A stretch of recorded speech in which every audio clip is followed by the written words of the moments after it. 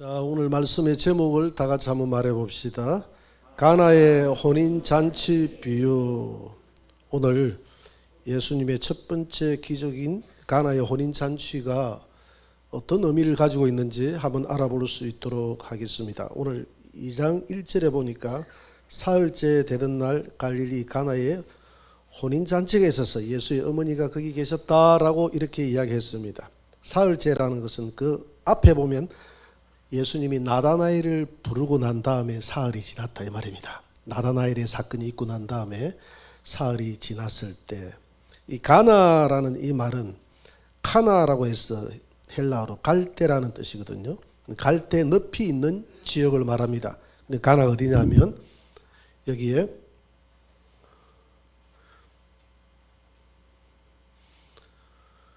여기 갈릴리 바다입니다. 갈릴리 바다면 갈릴리 바다 근교, 여기가 나사렛 위에 바로 여기가 가나입니다. 여기 나사렛에서 약 한 13km 정도 북쪽으로 떨어진 곳인데 갈대 높이 있는 곳, 가나 갈대 높이 있는 곳을 말한다. 그래서 이 당시에 요 팔레스타인 땅뿐만이 아니라 이 중동 지역은 물이 개했기 때문에 이 포도를 담아 가지고 이 포도주를 물 대용으로 사용하는 그런 습관들이 그곳에는 남아 있었습니다. 오늘 잔치니까 더군다나 포도주가 꼭 필요하겠죠. 근데 문제는 이 포도주를 가지고 잔치를 했는데 이 잔치 석상에서 포도주가 떨어졌다는 사실입니다. 잔치에 포도주가 떨어지면 그 신랑, 그 신부집은 당시에 굉장히 창피스러운 일이거든요. 포도주가 있어야 잔치가 진행되는데 포도주가 떨어져 버렸다 이 말입니다. 예수의 어머니가 이 포도주가 떨어진 사건을 알았어요. 이 모든 사건들로 봐서 이 가나 잔치집이 누군지 어느 집인지는 자세하게 나와 있지는 않지만 예수님의 친척 된다는 것을 알 수가 있어요. 예수님의 친척. 예수의 어머니가 이 잔치석상에 포도주가 떨어졌다는 사실도 알게 되고 개입을 해서 야야 잔치에 포도주가 떨어졌다 이렇게 할 정도로 되니까 같은 집안이다 이 말입니다. 집안이가 걱정을 해줬다. 예수님에게 이 이야기를 하는 것은 뭔가 어머니의 마음속에 예수님이 지금 아직 하나님의 아들이다, 하나님이다라는 이런 확신은 없었지만 예수님에게 나오면 뭔가 문제가 해결될 것이다라는 막연한 기대감이 있었다는 것을 알 수가 있죠. 그런 기대감으로 말했는데 오늘 예수님이 2장 4절에서 뭐라고 이야기합니까? 2장 4절을 다 같이 한번 읽어봅시다. 시작. 예수께서 이르시되 여자여 나와 무슨 상관이 있나이까 내 때가 아직 이르지 아니하였나이다. 첫 번째, 내 때가 이르지 않았다. 내 때가 이르지 않았다. 이 말을 하기 전에 여자여라고 이야기했습니다. 어머니를 보고 여자여라고 한 이 사건을 두고 그냥 단순한 여자가 아니라 이 마리아를 교회로 봤다 이렇게 또 해석하는 분도 있어요. 여자여 할 때는 교회를 여자라고 막 요한계시록에도 보면 교회를 여자라고 했거든요. 그러나 우리 해석이라는 것은 전체적인 문맥을 봐가지고 해석을 해야 됩니다. 뭐 그렇게 해석을 한다고 해서 무리는 아니나 그냥 단순하게 이 여자는 여자여라고 하는 것으로 봐주는 것이 문맥상 맞다고 이렇게 봐집니다. 그래서 여기에서 헬라의 원어에 보면 귀나이라고 썼거든요. 귀나이라고 쓸 때 가장 소중한 여자에 대한 극존칭을 나타낼 때 귀나이, 여자여라는 말을 썼다 이 말입니다. 여자여. 예수님이 십자가에 달릴 때 그 마리아를 찾아보고도 귀나이라고 표현을 하고 막달라 마리아를 부활 후에 만났을 때도 여자여, 귀나이라고 이렇게 표현을 합니다. 그래서 여자여라는 이 말은 아주 소중한 여자여라는 이런 극존칭으로 이렇게 썼는데 내 때가 아직 이르지 않았다. 이 때가 어떤 때를 나타냅니까? 이 때가 아직 포도주를 줄 때가 아니다 이 말이죠. 그죠? 아직 포도주를 줄 때, 포도주는 뭘 상징합니까? 예? 포도주는 예수님의 보혈을 상징하잖아요. 예수님의 그 보혈이 아직 너희들에게 줄 때가 아니다. 예수님의 보혈은 언제 줍니까? 십자가를 지고 난 다음에 주잖아요. 십자가에서 흘리신 보혈. 그러니까 아직 내 때가 안 됐다 이 말은 십자가를 질 때가 안 됐다 이 말입니다. 아직 십자가를 질 때. 요한복음 7장 30절을 한번 봅니다. 예수님을 잡는데 같이 읽어볼까요? 그들이 예수를 잡고자 하나 손을 대는 자가 없으니 이는 그의 때가 아직 이르지 아니하였습니다. 예수님 잡으면 죽잖아요. 그렇게 잡지 못하는 것은 예수님이 아직 십자가를 질 때가 아니다. 십자가를 져야 보혈을 주는데 요한복음 13장 1절도 한번 봅니다. 유월절 전에 예수께서 자기가 세상을 떠나 아버지께로 돌아가실 때가 이제는 이런 줄 아시고 세상에 있는 자기 사람들을 사랑하되 끝까지 사랑하시니라. 이제 때가 십자가를 질 때가 요한복음 17장 1절에도 예수께서 이 말씀을 하시고 눈을 들어 하늘을 우러러 이르시되 마지막 기도입니다. 아버지여 때가 이르러사오니 때가 이제 십자가를 질 때가 되어사오니 아들을 영화롭게 하사 아들로 아버지를 영화롭게 하옵소서. 아직 내 때가 이르지 않았다 이 말은 아직까지 십자가를 질 때가 아니다. 십자가를 져야 이 포도주를 줄 수 있는데 너희들이 잔치에 필요한 포도를 줄 수 있다. 잔치에 필요한 예수님의 잔치에는 반드시 보혈이 필요한 줄 믿습니다. 앞으로 우리가 하늘나라에 가서 예수님 잔치에 나갈 때는 반드시 보혈이 있어야 돼요. 그 보혈로 우리의 옷을 희게 씻을 때 나아갈 수 있는 줄 믿으시기 바랍니다. 그랬더니 그의 어머니가 5절에 보니까 하인들에게 이르되 너희에게 무슨 말씀을 하시든지 그대로 시행해라. 이 말도 마찬가지죠. 지금 어머니는 이 아들이 보통 인물이 아니라는 것을 알고 뭔가를 해결해 줄 수 있다는 것을 알고 예수님이 시키는 대로 해라 이렇게 말씀하십니다. 그때 예수님이 가만히 침묵하고 있다가 이제 예수님이 이 기적을 베푸시는 사건을 일으킵니다. 오늘 6절에 보니까 두 번째로 어떤 상황이 전개됩니까? 6절에 같이 읽어봅시다. 거기에 유대인의 정결 예식을 따라 두세 통 드는 돌 항아리 6이 놓였다. 자, 정결 예식. 이 돌 항아리는 사람의 인간의 육체를 의미합니다. 자, 정결 예식이 되는데 정결 예식. 이스라엘 백성들은 밖에 나가서 일을 하고 집으로 돌아올 때 반드시 손을 씻고 음식을 먹어야 됩니다. 이것이 바로 조상부터 내려왔던 유전이었어요. 유전. 손을 씻고 먹어야 된다. 그래서 이 정결 예식이라는 것은 하나의 유전으로서 이 돌 항아리가 몇 개 예비되어 있었다고 그랬습니까? 6개. 그래도 제법 6개가 예비되었다는 것은 잘 사는 집이다 이렇게 볼 수 있죠. 그래서 그 돌 항아리에 항상 물을 채워넣고 밖에서 일하고 오면 밥을 먹기 전에 그 돌 항아리에 손을 씻고 밥을 먹는 그런 돌 항아리가 있었다 이 말입니다. 이런 돌 항아리가 있었는데 6개가 있었더라. 항아리 6개. 이 6개는 사람의 육체를 의미한다. 그 다음에 6개는 인간의, 내가 거꾸로 말했다. 돌 항아리가 사람의 육체를 의미한다. 이 6개는 인간의 숫자를 말해요. 불완전한 숫자, 인간의 숫자, 사람의 순위 세어보라 666이니라. 인간의 숫자는 하나님보다 항상 모자란 숫자임을 믿으시기 바랍니다. 하나님은 777. 하나님은 7과 1 사이는 하늘과 땅만큼이나 큰 사이예요. 하나님은 완전하신 분이시다. 완벽한 분이시다. 6은 불완전한 숫자입니다. 인간은 항상 불완전한 숫자다. 그래서 돌 항아리가 육체다. 로마서 9장 21절에 보니까 하나님은 토기장이 사람은 토기라고 그래서 토기로 그릇을 만드는데 그릇을 기 쓰는 그릇으로 만들고 천이 쓰는 그릇으로 만드는 것은 하나님의 주권임을 믿으시기 바랍니다. 그래서 이 돌 항아리 이 그릇은 사람의 육체로 비유를 했다.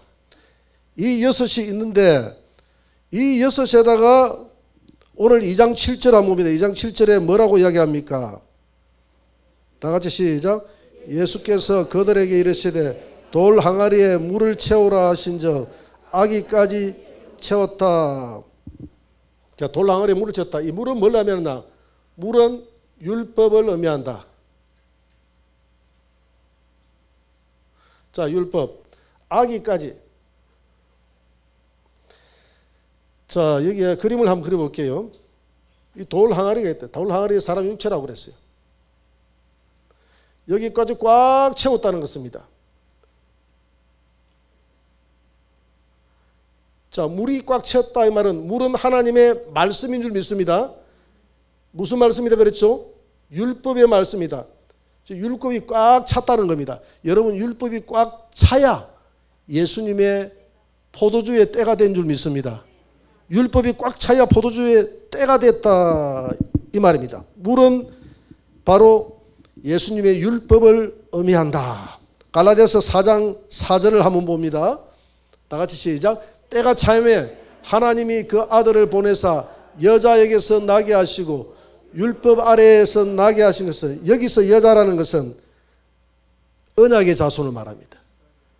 여자, 구약의 언약의 자손들은 여자라고 그랬거든요. 이스라엘 백성들은 언약의 자손 아닙니까?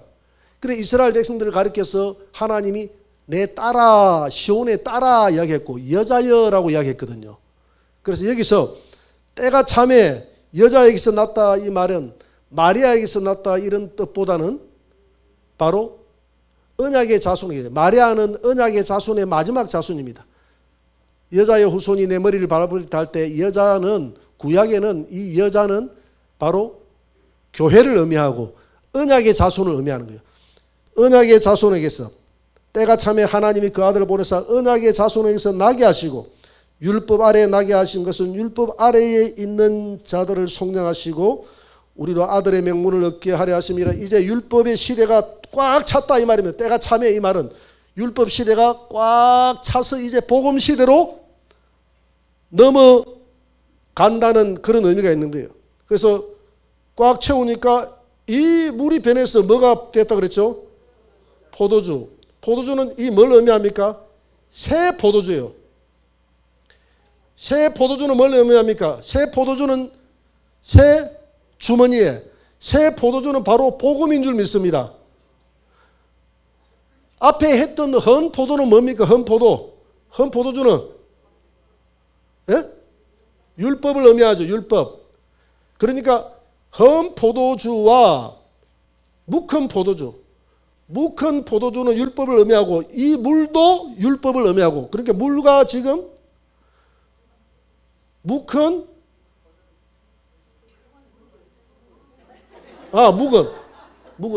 묵은이 아니고 묵은입니다. 묵은 포도주는, 잘 지적해 주셔서 감사합니다. 이걸 지적을 안 해주면 이 영상으로 나가면 저 목사님 저 무식한 목사고 성도들도 다 같이 무식하다 이렇게 생각하는 거예요. 잘 지적해 주셨어요. 묵은 포도주. 묵은 포도주와 물은 뭘 의미한다고요? 율법을 의미한다. 율법을 의미한다. 율법의 시대가 꽉 차고 나니까 이제 낡은 포도주, 낡은 율법의 시대가 지나고 이제는 새 복음의 시대가 됐다는 겁니다. 새 복음의 시대가, 때가 되면 새 복음의 시대가 되니까 그 율법이 변해서 뭐가 됐다고요? 포도주. 복음으로 말하죠. 새 것이 복음 아닙니까? 율법이 변해서 이제 뭐가 됐다고요? 복음이 됐다는 겁니다. 율법이 변해서 때가 되면 이제는 복음이 됐다는 거예요. 그래서 누군가 그러되 예수님이 십자가를 져야 복음이 되지 예수님이 하신 말씀은 다 율법이에요. 그렇지 않아요. 예수님은 십자가를 져야 복음이지만은, 복음 시대가 시작되지만은 그 십자가를 앞당기기 위해서 요단강에서 뭘 받았습니까? 침례식을 하고 난 다음에부터, 그때부터 침례 요한으로부터 이제 율법으로부터, 율법의 마지막 주자가 누구예요? 침례 요한. 율법의 마지막 주자가 누가복음 16장 16절을 한번 봅니다. 누가복음 16장 16절 한번 떼어봅니다. 다 같이 시작. 율법과 선지자는 요한의 때까지요 그 후부터는 나라에 복음이 전파되어 사람들이 그리로 침입하느니라. 그래서 예수님이 침례를 받고 올라오는 순간부터 복음 시대입니다. 그러니까 먼 미래에 십자가를 지고 부활해야 복음 시대가 열릴 거 아닙니까? 예수님이 그렇게 하면 그때까지 예수님이 십자가를 져야 십자가 상에서 피의 언약을 해야 되는데 십자가 상에서 피의 언약을 할 수 없었기 때문에 하루 당겨서 포도주 가지고 피의 언약을 했잖아요. 목요일 날. 십자가는 금요일에 해야 되는데 그것처럼 십자가를 져야 복음 시대가 되는데 십자가를 지기 전에 복음을 전해야 되는데 복음을 전하기 위해서 요단강에서 뭘 했다고요? 침례를 해서 물에 들어갈 때 그게 십자가에 죽는 행위예요. 퍼포먼스. 물에서 올라올 때 그게 부활의 행위입니다. 그래서 물에서 들어가고 물에서 올라오는 부활의 고백을 하게 되면 누구든지 예수님과 연합되어져서 이제는 율법 시대가 끝나고 예수님과 연합되어져서 복음 시대를 예수님과 함께 열어갈 수 있다는 것입니다. 믿으십니까? 그래서 마가복음 1장 1절 십자가를 지기 전에 마가복음 1장 1절 한번 떼어보세요. 다 같이 시작. 하나님의 아들 예수 그리스도의 복음의 시작이라. 그래서 예수님이 하신 모든 말씀들은 복음입니다. 예수님이 하신 말씀은 복음이에요. 어떤 분들은 예수님이 하신 말씀이 복음이 아니다. 그게 이런 부분들은 복음이 아니다. 예를 들어서 11조 같은 경우에 마태복음 23장 23절에 11조는 예수님이 아직 복음 시대가 아닌 시대 때 이야기를 했기 때문에 이게 복음이 아니다라고 이야기하는데 그렇지 않아요. 예수님이 입으로 이것도 하고 의와 공의와 사랑도 행하고 의와 인과 신도 행하고 이것도 행하고 저것도 해야 될지니라 10의 1조도 해야 될지니라 할 때 그 10의 1조를 해야 된다고 예수님이 했던 그 말은 구약의 말라기에 나오는 율법으로 한 말이 아니라 무엇을 한 말입니까? 복음으로 한 말이에요. 복음에. 그것은 율법의 의무로 우리가 10분의 1을 드리는 것이 아니라 멜기세덱에게 떡과 포도주를 준 것에 대해서 감사하는 마음으로 우리가 10분의 1을 드리는 거예요. 10분의 1을 드린다는 것은 10분의 1은 주님의 것이고 10분의 9는 내 것이라는 뜻이 아니라 이 10분의 1을 드림으로써 내가 가지고 있는 소유하고 있는 내 생명까지도 모든 게 전부가 주님의 것입니다라는 그 감사로 드리는 것이에요. 그래서 이제 11조란 이런 것들은 우리에게 의무는 사라진 거예요. 믿습니까? 여기에 대한 말라기에서 나오는 11조 그런 의무는 사라졌지만은 그러나 우리에게 남아있는 것은 감사의 의무는 남아있다 이 말입니다. 하나님 앞에 드리는 것은 이제 구약의 율법으로 드리는 것이 아니라 이제는 신약의 떡과 멜기세덱이 떡과 포도주를 준 것에 대해서 감사해서 아브라함이 드린 것처럼 율법 오기 전에 드린 것처럼 우리는 예수님의 떡, 살과 피를 준 것에 대해서 감사하는 마음으로 너희들이 이것도 하고 저것도 행해야 된다. 함으로써 우리에게 10의 1조도 가르쳐 준 거예요. 그거는 11조가 복음이 아니기 때문에 할 필요가 없다라고 많은 사람이 얘기하는데 복음이에요. 그게 복음. 예수님 위해서 나오는 복음. 그리고 내 이웃을 내 몸과 같이 사랑하라. 하나님을 사랑하라. 이게 율법이 있습니까? 없습니까? 율법이 있어요. 그게 율법의 핵심이에요. 그런데 예수님이 주신 새 계명이잖아요. 예수님의 입으로 하는 데서 나오는 것은 다 복음이기 때문에 새 계명이 되는 거예요. 그래서 요한일서에서 요한이 내가 사랑하라는 것은 옛 계명에 있느니라 있지만 새 계명을 주노니 서로 사랑하라. 그래서 예수님의 입에서 나오는 것은 다 무슨 계명이다? 새 계명인 줄 믿으시기 바랍니다. 그래서 예수님은 이 가나의 혼인잔치를 통해서 지금 포도주가 떨어졌을 때 포도주가 떨어지면서 구약의 이제 율법이 이제는 다 종결됐다는 걸 의미하거든요. 율법을 아구까지 채우라. 하나님 율법의 말씀을 아구까지 우리 인간의 숫자에 우리 인간의 역사에 인간의 카이로스에 하나님의 때가 됐을 때 하나님의 때가 다 됐다는 거. 아구까지 찼다는 것은 때가 다 됐다는 것이거든요. 아구까지 율법이 차고 율법은 예수 그리스도가 오시기까지만 있다. 예수 그리스도는 율법이 다 차야 오시거든요. 율법의 때가 다 찼기 때문에 이제 예수님이 오셔서 그 물을 명해서 무엇으로 바꿨다고요? 포도주로. 율법을 명해서 이제는 율법을 완성시켜서 내가 다 이루었다. 이 말은 구약의 율법에 나와 있는 구속사를 다 이루었다. 이 구약에 있는 이 율법을 이제 내가 다 이루었기 때문에 내가 십자가를 지면서 율법아 이 묵은 포도주야 너는 이제 뭐가 될지어다? 새 포도주가 될지어다. 저 포도주 이야기하니까 자꾸 맛있겠네 이런 생각을 하면 안 됩니다. 그런 생각하면 지금 복음으로 이해를 하라 이 말이에요. 복음으로. 할렐루야. 복음으로 이해를 해야 돼. 복음으로. 그래서 복음으로 이해해야 된다. 그래서 이제 예수님 몸으로 복음시를 했다. 그래서 오늘 우리가 이 혼인잔치에 새 포도주가 나왔다는 것은 이제 새 포도주의 주인공 되신 예수님과 우리가 혼인잔치가 시작된다는 것을 의미하는 줄 믿으시기 바랍니다. 그래서 요한계시록 7장 14절 보세요. 새 포도주가 없으면 혼인잔치가 안 된다는 것을 우리에게 알려주는 거예요. 요한계시록 7장 14절 다 같이 시작.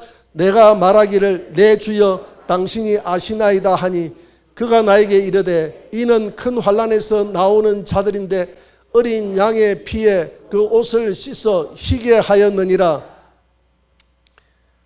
옷을 씻어 어린 양의 피가 보혈 아닙니까? 새 포도주예요. 그 새 포도주가 왜 필요하냐면 그 새 포도주로 말미암아서 우리가 깨끗하게 되기 때문에 우리가 깨끗해야 하나님의 혼인잔치에 참여할 거 아닙니까? 죄 가지고는 하나님의 혼인잔치에 참여할 수가 없거든요. 그래서 요한계시록 19장 7절 8절 한번 보세요. 어린 양의 혼인잔치에는 새 포도주가 있어야 되는데 어린 양의 혼인잔치 요한계시록 19장 7절 다 같이 우리가 즐거워하고 크게 기뻐하며 그에게 영광을 돌리세 어린 양의 혼인 기약이 이르렀고 그의 아내가 자신을 준비하였으므로 그에게 빛나고 깨끗한 세마포옷을 자 보세요. 깨끗한 세마포옷이라고 했잖아요. 세마포옷은 성도의 뭐라고?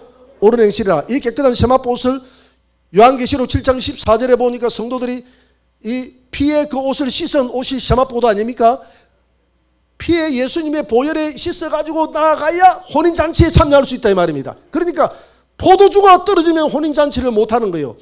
그 포도주는 구약의 묵은 포도주로 할 수 없고 묵은 포도주로 할 수 없고 신약의 예수님의 새 포도주로 해야 된다. 새 포도주가 있어야 우리의 죄를 깨끗하게 씻고 새 포도주로 말미암아 새 예수님의 그 피로 말미암아 예수님에게 나아가서 혼인잔치에 나아가서 우리가 혼인잔치가 진행될 수 있다는 것을 의미하는 줄 믿으시기 바랍니다.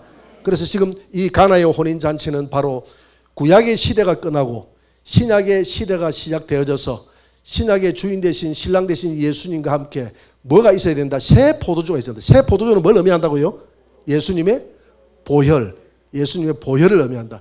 예수님의 보혈이 반드시 있어야 되는데 이제 때가 찼다는 것은 이제 꽉 아고까지 찼다는 것은 율법의 시대가 꽉 찼고 율법의 마지막 선지자는 누구라고 그랬죠?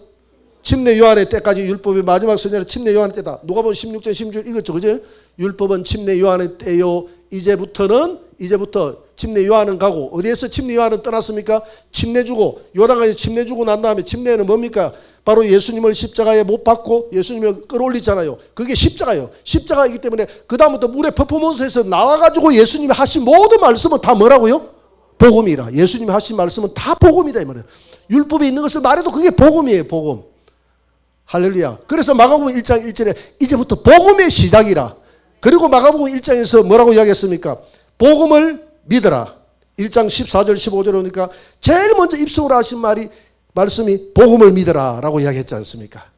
그래서 이제는 우리는 새 포도주 안에서 예수님과 함께 영원토록 천연왕국에서 혼인잔치에서 이 혼인잔치가 바로 새 포도주가 시작된 혼인잔치는 예수님과 함께하는 혼인잔치임을 믿으시기 바랍니다. 이 새 포도주로 우리의 죄를 깨끗이 씻어서 예수님과 함께 천연왕국에서 혼인잔치에 들어갈 수 있는 저와 여러분들이 되시기를 주의 이름으로 축원합니다.